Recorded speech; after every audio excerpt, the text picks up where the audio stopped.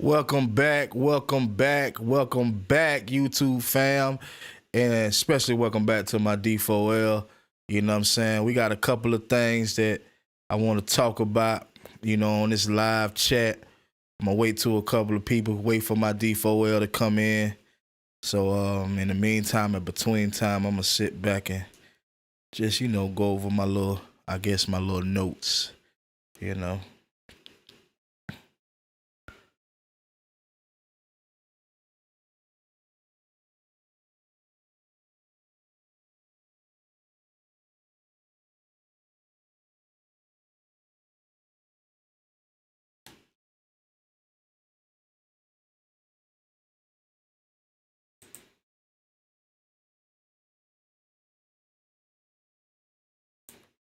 Come on in, D4L. D4L, where you at? Where you at, D4L?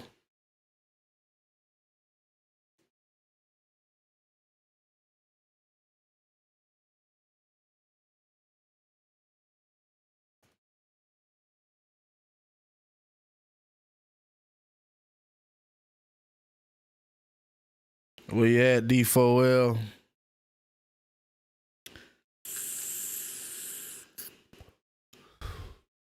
Well, I ain't gonna keep it. I ain't, I'm just gonna go ahead and get to it. So when everybody come in, everybody already know what's going on, what we talking about. And I think the first thing that I want to talk about is the guys that's committing. These guys that's committing and then going on visits. So the first person that actually done it was I can't. Well, you know what, Ellis. I think Ellis Robinson was the last one, the last guy that actually Ellis Robinson. I think the fifth. He committed to Georgia back in February. He set out to take his visit to Alabama. Um, a lot of Alabama fans is glad about this whole thing where these guys is committing to Georgia and then, going out here and taking visits to other places. You know what I'm saying? I think a lot of Alabama fans, they feel like it ain't much hope with them. So, I think a lot of them know that, and a lot of them know that, Georgia is getting better players.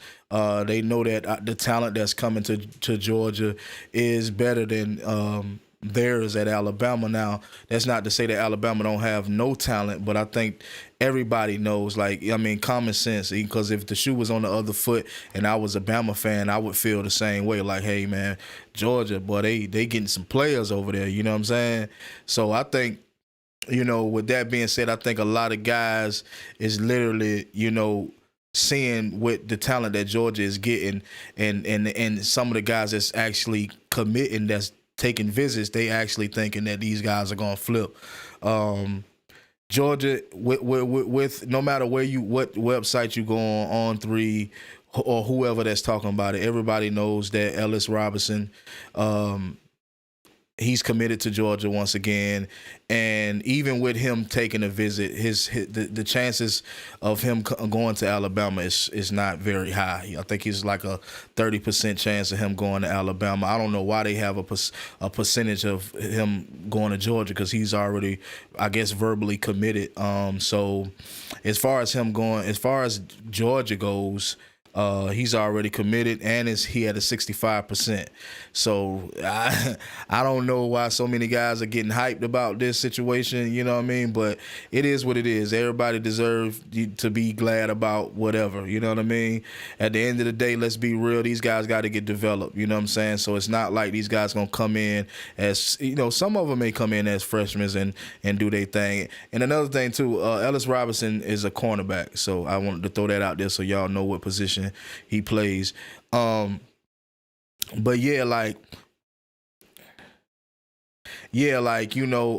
that's just one of the things I want to talk about, because I feel like, my opinion about the whole thing is that, a lot of these guys are committing very early. You know what I mean? And with committing early, sometimes you start, looking other directions, because you commit so early and you didn't have a chance to take a visit to this school or that school. So I think that's the main thing when it comes to a lot of these young guys that's coming in and committing very early. I think that was one of the reasons why Dylan Raiola didn't commit real early, because he, wanted to weigh out his options and, make sure that Georgia was the place that he wanted to be and wanted to, build his career and finish his career out at. And speaking of Dylan Raiola, everybody knows that he's done moved to Georgia. He's relocated to Georgia. He's going to Buford High School. Yeah, I think it's a good deal, man. I see a lot coming from Dylan Raiola. I'm a big time fan. At this point, man, I'm a major fan of Dylan Raiola. I don't know if just all of the press is just around Dylan Raiola, and it's not a lot around the other quarterbacks or whatever. But it seemed to me like Dylan Raiola is getting a lot of press, and maybe that's what it is. Maybe that's why we seeing so much coming from Dylan Raiola. But from the looks of it, man, Dylan Raiola is definitely he's definitely showing a whole lot of leadership. You know what I'm saying? He's showing us things that we haven't really seen, coming, being a Georgia Bulldog fan. We rarely see, quarterbacks or anybody come into Georgia, come in early, you know what I mean? Commit to the team physically and mentally, you know what I mean? Like actually trying to, involve himself with the recruiting, so that's the biggest thing for me. That's the biggest takeaway for me when it comes to Dylan Raiola. I just feel like this dude is, he may be that guy for us in 2020. Well, I'm not going to say 2024 because I don't think he's going to start in 2024. He might, you never know, you know what I mean? But yeah, I wanted to talk about that. Those two main things is what I really wanted to talk about. Him, Dylan Raiola relocating and Ellis Robinson taking a visit to Alabama. Ain't nobody showed up in the chat. I guess everybody doing their little thing right now, so I'm gonna just keep this rolling. Y'all will see it later on anyway. But yeah, man, that was the main two things that I want to talk about. What else I wanted to talk about, man? Oh, the wide receivers. So it's been a lot of talk about our Georgia in the wide receiver game, and I think Georgia's wide receivers got a point to prove. Put it like that. They definitely got a point to prove. I think a lot of people talk about Georgia, and when you talk about Georgia, you mainly think of Georgia running backs, mainly in the past, and then nowadays it's the defense. You know what I'm saying? So, they once again speaking of the defense. Everybody knows at this point, if you paying attention, everybody knows that Georgia will once again have the number one defense in the country, and everybody knows that watch football, defense wins the games. So at the end of the day, we may not have the top, receivers out there, these vertical threat guys, these, track speed runner guys out there, but at the end of the day, defenses win games. If y'all can remember 2021, the defense held Georgia down, like to the fullest, put us in positions to where no other team could probably do the same. You know what I'm saying? But, I truly do believe we will have the number one defense once again this year. I like the fact that, everybody, the defensive side of the ball is staying quiet. You know what I'm saying? I like that part of it. Sometimes I want to know. Sometimes I be wanting to figure out what's going on. The guys that's, you can find out who's injured and things like that, but sometimes you want to hear the progress coming from the new guys and, how well they've been doing since they came to Georgia. Sometimes you like to hear that, which you don't hardly. It seems as if a lot of these guys, Dog Nation, on 24/7. It seems as if a lot of times they don't really cover those guys as much.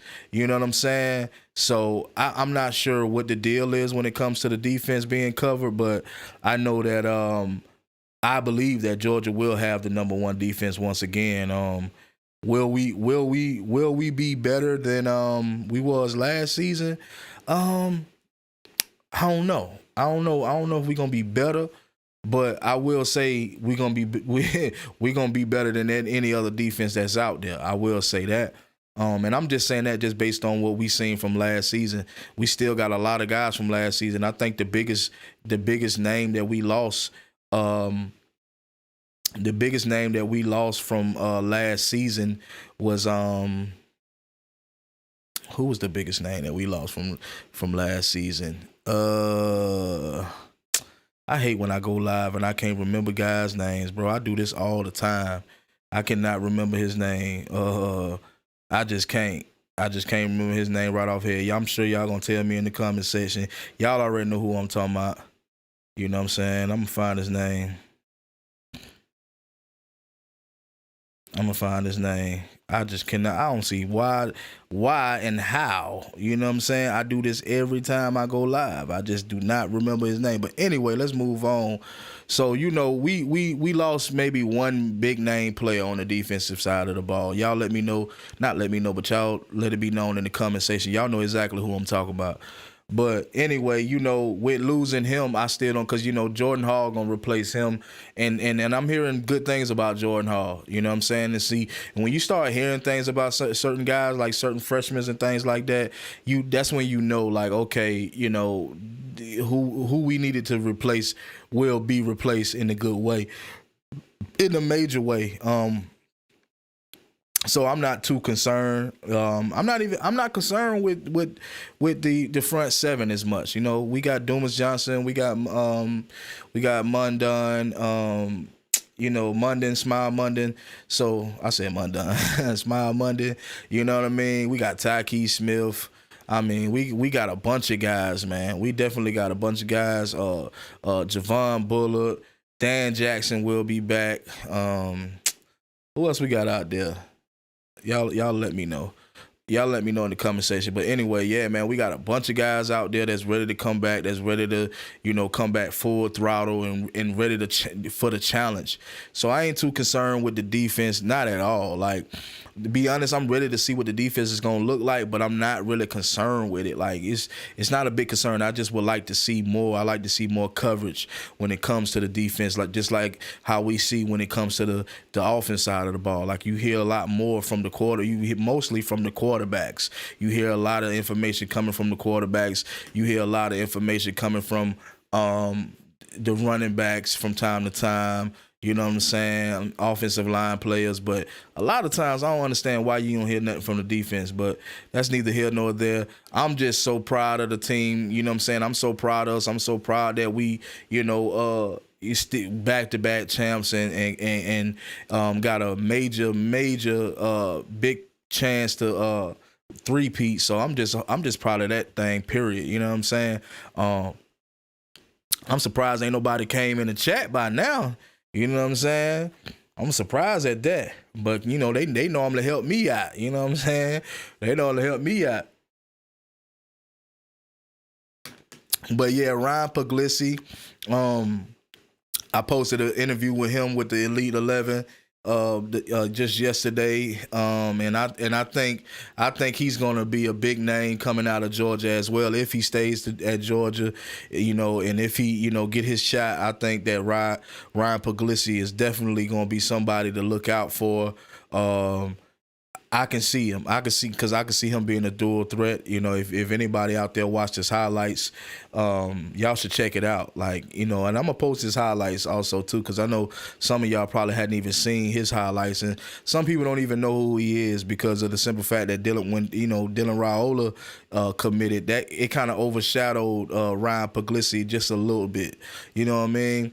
I think the Elite 7 kind of brought who he is up, brought people up to speed to who he is just a little bit. But at the same time, I think people so focused in and honed in on Dylan Raiola to the point where they don't really care too much about Ryan Puglisi. But I'm telling you, I'm going to post his highlights and y'all get to see for yourself just how good this guy is, man. He's definitely a dual threat. I think he's faster than Dylan Raiola. Dylan Raiola, I think he can run. I hadn't seen a lot of highlights with Dylan Raiola running, or running fast. But I think if I could say who's the fastest in that quarterback room, I would say it's out of.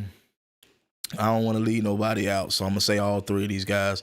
It's out of Brock Vandagriff, Gunnar Stockton, and Ryan Puglisi. That's who I would actually say for myself, I would say Brock Vandagriff and Ryan Puglisi, because those two guys is who I seen that had that type of strikeout speed, that lightning type of speed, once they accelerate, you feel me? So I seen Gunnar stop the run as well, in a couple of his highlights, but and he's pretty quick too. He's not the fastest quarterback I've seen, and neither of the other two guys, but I think Brock Vandagriff and Ryan Puglisi might be faster. I don't know. Maybe y'all know something different. I'm not sure. But yeah, man, I ain't gonna keep this live very long. Ain't nobody jumped in the chat, so I'm not gonna keep it long. I just want to talk about those few little things. And people, and another thing I want to talk about before I end this live is like, all of these websites, you know what I'm saying? A lot of times, man, y'all can't even believe in a lot of these websites, man, because a lot of these websites, they don't be 100% accurate. So all of these guys that everybody assuming, or you may hear guys online talk about, oh, this guy's, it's a possibility this guy gonna flip, possibility that guy gonna flip. Yeah, they going on visits, but at the end of the day, you know what I'm saying? If they hadn't actually flipped yet, then my concern is not if they're gonna flip or not. That's not my concern. You know what I mean? We got a lot, like I say all the time, we got a lot of talented guys. A lot of these guys, if they make their decision to flip, that lets me know a lot about that player, because a lot of times if you come to Georgia, the competition is thick at Georgia, and you decide to go somewhere else, that let me know what type of player you are. That let me know that we may have not even needed you. You know what I'm saying? And it shows every player that I've seen that has left Georgia. It shows every player that I've seen that left Georgia, that we've seen that left Georgia, hasn't done anything better wherever they go. You know what I'm saying? So at the end of the day, I think a lot of guys, may have, and I said it earlier in the video, they may have just committed a little too early. Like I said, Ellis Robinson, he committed back in February. So that's definitely early. You know what I'm saying? So some of these guys might commit early and might see things in other programs that they may like. So that's why they might take visits and things like that.